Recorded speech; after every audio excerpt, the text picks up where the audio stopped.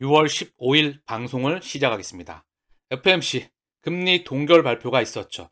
그러나 점도표에 찍힌 연말 금리 인상 예상 그 지표가 예상보다 높게 찍히면서 추가 연내 금리 인상이 나올 수가 있다 라고 하면서 시장을 컨트롤하고 있습니다. 결론적으로 말씀을 드리면 제 개인적인 의견으로는 연준의 금리 인상은 끝났다 라고 보고 있어요. 먼저 시장과 매크로 상황을 먼저 한번 쭉 정리하시죠. 한눈에 그림이 보일 겁니다. 그리고 방송을 시작함에 앞서서 다시 한번 말씀을 드리면 지금 시장 상황이 저는 FTX 그리고 DCG까지 흔들었던 그때 사태와 유사하지 않을까. 테라 누나로 시작을 했었죠. 그리고 셀시우스 보이죠. 3에로 캐피탈, FTX와 마지막 DC까지 흔들게 되면서 시장 파급이 굉장히 셌었죠. 비트코인이 2천만 원 선이 깨질 것 같은 엄청난 그런 파급이 있었고요. 그러고 나서 강력한 반등 이후에 다시 한번 SEC에서 코인베이스와 바이낸스를 소송을 걸었죠. 리플과 SEC 소송이 마감이 나오기 전은 얼마 남지 않았다고 생각을 합니다. 그 시기가 왔다 생각을 하고요. 연준은 현재 시장을 컨트롤하고 있다. 자, 볼게요. 먼저 시장을 보면 이게 분봉이거든요. 나스닥은요. FOMC 이후 바로 회복을 해버렸어요. 그쵸? 그리고 나서 0.39 강보합으로 끝이 났습니다. 아직 헷갈린다는 거죠. 왜? 우크라이나 합의 소식과 더불어서 연준이 점도표에서 금리를 추가로 2번 인상할 수도 있대 라고 전망이 나왔어. 헷갈리는데 어디다 배팅을 해야 되지? 라고 하면서 시장을 컨트롤하고 있죠. 자, 이것과는 반대로 자, 비트코인의 10분봉입니다. 자, 빠그러지죠? FOMC 이후에. 그러고 나서 조금 회복하고 있지만 빡빡 기고 있어요. 자, 주식시장과는 조금 상반된 흐름이죠. 예전에 그랬죠. 주식시장이 날아갈 때 또는 상승 나왔을 때 코인 시장은 그 악재로 인해서 눌려 있었습니다. 이 악재가 해소되게 되면 얘 또한 탄력적으로 스프링처럼 올라갈 수가 있겠죠. 정리를 좀 하면 지금 코인 개수를 모아가기에 저는 최적의 시기라고 보고 있습니다. 지난 FTX 사태 이후 2번째 빤스까지라는 말을 언급드렸었잖아요. 비트와 이더는 좀 상승을 했죠. 왜냐하면 4천만 원을 찍고 비트코인이 한 20% 가까이 하락을 했어요. 타 알트들은 완전히 박살이 나 있죠. 요 기준점으로 매입하기에 최적의 시그널로 가고 있다. 이유는 뭘까요? 2023년도 하반기 저는 상승장을 예상하기 때문입니다. 자, 그 데이터를 계속 한번 확인해 보시죠. 자, 비트코인의 월봉입니다. 자, 보면 2달 딱 찍고 강하게 반등 나오죠? 2달 딱 찍고 강하게 반등 나올 확률이 높다. 2달일지 조금 더 길을지 모르겠지만 반등 나올 확률이 무척 높다. 그래야 톱니바퀴의 아구가 맞습니다. 자, 그러면 미국 증시를 한번 살펴보겠습니다. 채권 시장과 함께 미국 증시가 간밤에 나스닥이 0.39, S&P가 0.08 강보합으로 흔들렸지만 바로 회복을 했죠. 한눈에 보이죠? 흔들거렸지만 회복을 했다. 그런데 긴가민가 헷갈리게 만들어놨죠. 연준이 말입니다. 조금 있다가 연준의 FOMC에 대해서 자세히 살펴볼 수 있도록 하고요. 다우는 0.68 약보합에서 마감을 하였고요. 자, 시장 지표는 최근에 원화가 엄청난 강세였었어요. 찔끔 원달러 원율이 올랐지만 보시면 원화가 엄청난 강세. 달러 인덱스가 103점, 아직 많이 하락을 하지는 않았죠? 103에 있습니다. 103에 머물러 있어요. 원화의 강세 대비해서 달러 약세폭은 그다지 강하지 않았죠. 달러는 고자리, 한 고박스권에서 왔다 갔다 했다면 원화의 강세폭이 무지 셌습니다. 이 가운데 반도체, 국내 증시에서 반도체의 강세가 무척 강했던 그 시즌이었죠. 유가는 68.27달러로 현재 하락해 있습니다. 미디어에서는 원유 재고 증가와 함께 미국의 긴축이 끝나지 않는 거 아니야? 라고 하면서 위험자산의 대표인 유가가 떨어져서 빡빡 기고 있다. 이 지표들은 참고만 할 뿐이고요. 중요한 건 채권 시장을 한번 보시죠. 미 국채 금리가 다 하락을 했어요. 다 하락을 했다. 2년물은요. 미국의 FOMC 정책 금리를 대변하고요. 10년물은 장기 경제 성장률, 시장 금리를 대변합니다. 이 두 가지가 다 떨어져 있어요. 자, 이걸 보면 앞으로 시장을 유추해 볼 수 있습니다. 먼저 미 국채 2년물의 하루짜리 흐름을 좀 보겠습니다. 엄청나게 튀어 올랐다가 오씨 뭐야 이거 튀어 올랐다가 떨어졌죠. 자, 그리고 이게 하루짜리 흐름이고요. 1개월을 보겠습니다. 엄청나게 올랐죠? 3개월을 볼게요. 4.70, 1년을 볼게요. 최고점 수준에 있죠? 4.86에서 3년치를 봐도 거의 완전히 꼭대기에 있습니다. 10년치를 봐도 꼭대기에 있다는 거죠. 그쵸? 엄청나게 떨어졌다가 코로나 팬데믹 때 제로 금리와 무제한 양적 완화와 엄청난 재정 정책에 힘입어서 전 세계 증시는 폭등 장세가 나왔었죠. 그리고 나서 이 전고점을 돌파하는 엄청난 초자이언트 스텝이 있었다는 겁니다. 제 개인적으로 금리 인상이 끝나게 되고 우크라이나 합의 소식이 나오게 되면서 이 국채 금리가 빠그러지기, 시장 금리가 빠그러지기 시작한다면 과연 증시와 코인 시장은 어떻게 보일까요? 저는 이제 미국의 국채 시장 금리 2년물과 10년물이 장기적이 아니라 중기적으로 해서 단기적으로 어느 정도 고점을 찍었다 생각을 해요. 얘가 꺾여서 내려갈 때 미국의 기준금리는 금리 인상 중단하고 유지가 되는 기간 동안, 그리고 시장금리 2년물과 10년물은 좀 꺾여야 되겠죠.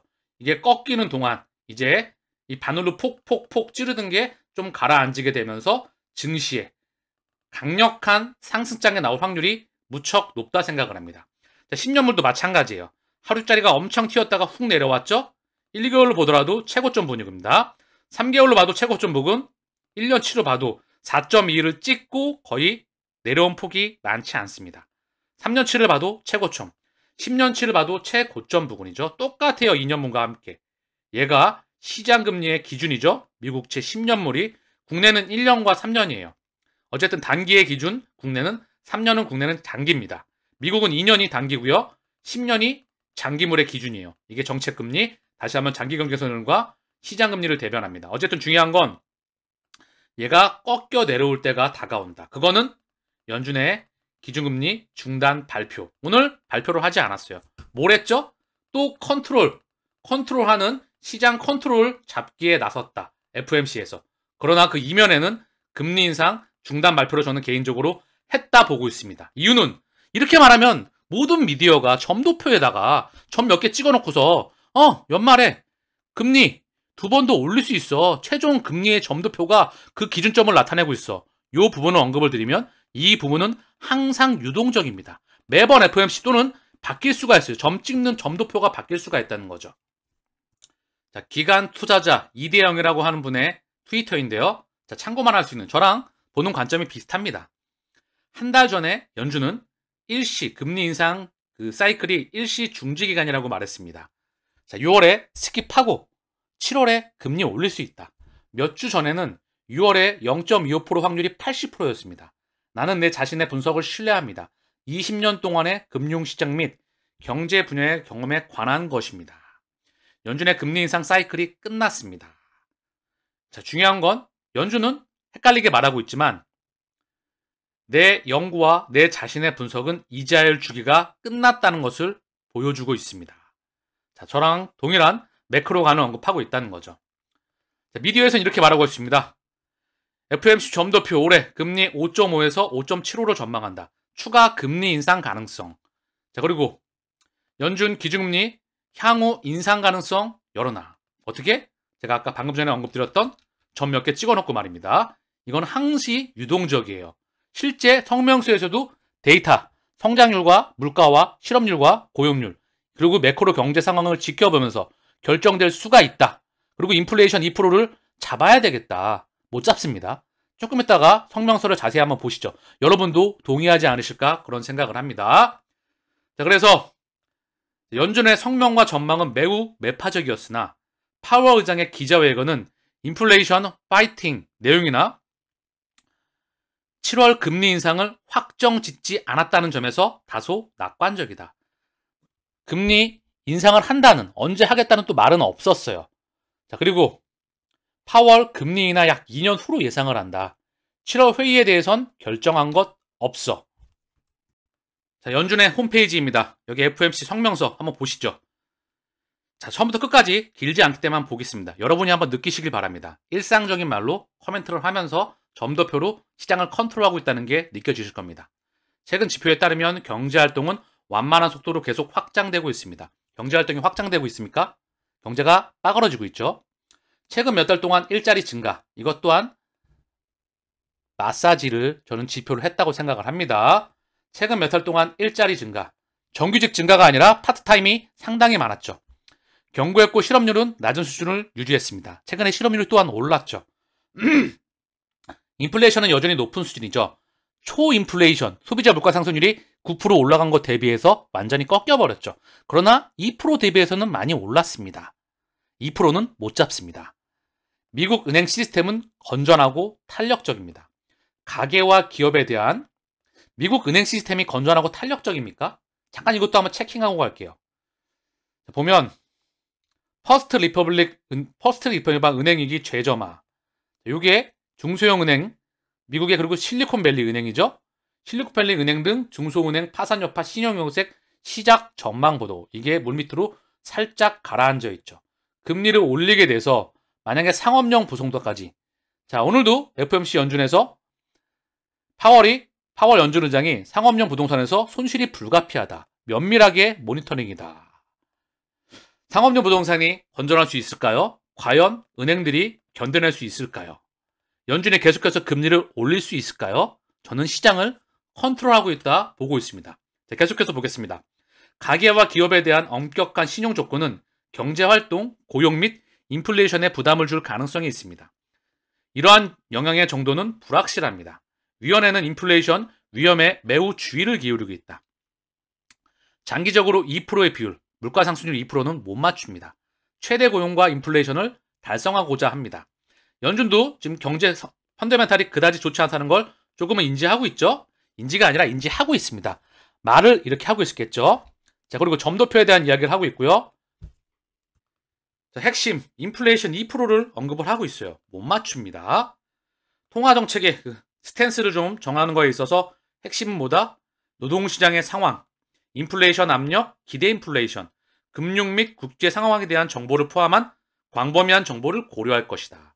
자, 일성적인 말로 지금 말을 하고 있죠. 즉, 점도표로 시장을 컨트롤했다. 자, 그리고 중요한 건 우크라이나 합의 소식이 나오게 되면 시장 완전히 뒤집힙니다. 제 개인적으로 5월에 이미 연준에 0.25% 올리고 금리 인상 사이클은 끝난 것으로 판단하고 있습니다. 그 후 미디어를 통해서 점도표를 통해서 시장을 컨트롤하고 있다. 그러면서 증시는 반등 나온 것에 대비해서 현재 코인 시장은 빠그러져 있죠. 비트코인이 4천만 원을 찍고 3,200만 원까지 20% 가까이 하락했고요. 이더리움도 그 이상 하락했고요. 알트는 완전히 초전박살 나 있습니다. 자, 이 기준점으로 본다면 시장의 하반기 상승장을 예상한다면 지금은 매입하기, FTX 사태에 이어서 두 번째로 좋은 시그널에 최적의 위치에 와 있다. 제 개인적으로 생각을 합니다. 미국 하원 금융서비스위원회 위원장이 수준의 암호화폐, 상품, 코인, 상품, 증권 구분 구체화 담긴 법안을 표결한다. 자, 답이 나오는 거예요. 이거는 수준의 코인의 상품이냐 증권이냐 구분에 대한 구체화 담긴 법안이 표결된다. 자, 시그널이 오는 겁니다. 이제 자, 리플과 SEC 소송, SEC에서 코인베이스와 바이낸스에 대한 제소, 로브니에서 코인들을 상장 폐지, 그러면서 시장을 완전히 박살냈고 연준은 현재 시장을 컨트롤하고 있습니다. 자, 감이 오시죠? 선수들이 어떻게 시장을 만지작거리고 있는지. 자, 이 소수만이 지금 미친 듯이 매집을 할 겁니다. 지금은 매집하기 최적의 시그널이라고 했어요. 그리고 나서 두 번째, 첫 번째는 FTX 사태이고요. 지금은 그 다음번에는 최적의 사태이다. 그리고 상승장이 곧 있으면 다가올 것으로 예상이 됩니다. 미국 재무부 차관보, 디지털 달러, 프라이버시 보장 방안 등 연구 중이다. 자, 미국 디지털 달러 또한 실제로 미국은 CBDC와 이 부분에 대해서 상당히 모호한 스탠스를 유지하고 있죠. 긍정적인 부분과 부정적인 부분을 동시에 내보내면서 대중들에게 헷갈리게 만들고 있습니다. 그러나 핵심은 뭐죠? 디지털 달러 프라이버시 보장 방안을 연구 중이다. 왜 연구할까요? 나오니까 연구하는 겁니다. 개인정보 보호 기술에 대해서. 자, 이거는 GKC가 원천 기술을 가지고 있죠. 그리고 전 세계 CBDC망은 XRP망, 즉 XRP 레저의 리플 네트워크, 즉 XRP로 연결이 됩니다. 거액 결제용 도매용 CBDC에는 XRP가 브릿지가 연결 유일한 자산이 되겠죠. 스위프트 2.0과 ISO 2002, 전 세계는 금융 시스템 원툴로 연결이 됩니다. 그 심장이 바로 XRP입니다. 호주 암호화폐 거래소에 상장된 XRP 거래상. 새로운 XRP 거래상인 XRP USDT 쌍이 이제 호주 최고 암호화폐 거래소인 BTC 마켓에 상장되었습니다. 기존에 XRP 호주 달러, XRP 비트코인 쌍을 제공하는 암호화폐 거래소에서 XRP의 입지를 넓히는 것이다. 2013년 7월에 출시된 BTC 마켓, 여기에서 말입니다. 자, 그래서 여기 BTC 마켓 이 트위터에서 XRP USDC 거래상이 도착했습니다.